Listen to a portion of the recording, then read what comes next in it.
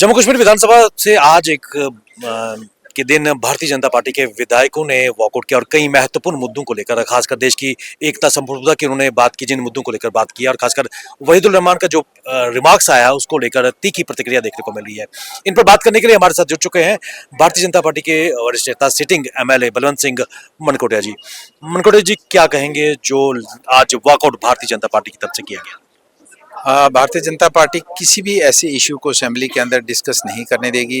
इन जो लोग यहाँ देश के विरोध में हैं, जो देश के सेंटिटी को, देश के कानून को चैलेंज करेंगे, उस किसी भी मुद्दे को असेंबली के अंदर हम डिस्कस नहीं करने देंगे। और एक इशू जो है बड़ा इंपॉर्टेंट इशू है, जिसको चूंकि यहाँ पे सरकारें जो है नेशनल कॉन्फ्रेंस की, कांग्रेस की और पीडीपी की रही हैं 70 वर्ष तक, और कानून भी अपना था और जो मर्जी कर लिया। तो आज ये लोग किस मुंह से ये कहते हैं कि महाराजा की स्टेट हमें वापस दे दो, महाराजा के कानून हमें वापस दे दो, और महाराजा का फैसला मानने के लिए तैयार नहीं हो। महाराजा उस टाइम अपने आप में मतलब उनका अपना देश था, और उस देश के खिलाफ उसके खिलाफ अगर कोई रिवोल्ट होता है, बगावत करते हैं, तो उसकी क्या सजा होती है। और आपने जब आप पावर में आए तो आपने उन लोगों को शहीद का दर्जा दे दिया जो लोग एक सरकार देश के खिलाफ रिवोल्ट कर रहे थे। तो उसी के ऊपर चर्चा की हमने, जब इनका असली चेहरा सामने लाया तो ये बुखला गए लोग, और उसका विरोध करते हुए आज हमने वॉकआउट किया और सीधा और साफ मैसेज दिया कि हमें एंटी नेशनल बातें असेंबली के अंदर देश में जो है वो नहीं चलने देंगे। एंटी नेशनल बातों का यहाँ पर जिक्र आया और ऐसे में पीडीपी के एमएलए वहीदुर रहमान परा की तरफ से भी कुछ डेरोगेटरी रिमार्क्स भी देखने को मिले हैं, क्या कहेंगे?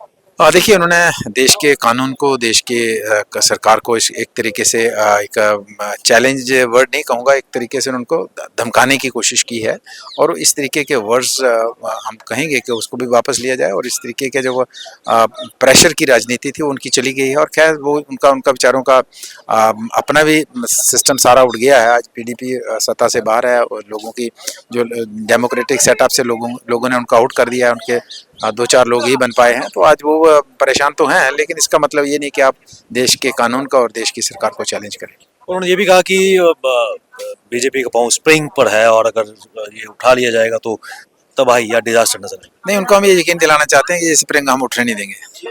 एक चीज और भी जानना चाहेंगे, लगातार क्या आपको लगता है कि डेलिब्रेट अटेम्प्ट था सदन की जो कार्रवाई शटडाउन से चलनी थी, गैलरीज को प्ले करने का प्रयास किया जाए? डेफिनेटली आप देखो, सरकार भी बचने की कोशिश करेगी, क्योंकि उनके जो है गवर्नर एड्रेस में कुछ है नहीं। तो अब कोशिश करेगी कि इस तरीके के मुद्दों पे ऊपर ध्यान भटकाया जाए, और ये असेंबली की कार्रवाई है, इस तरीके से प्रॉपर नहीं चले ताकि हमें जवाब बनना पड़े। भाजपा का क्या स्टैंड रहेगा?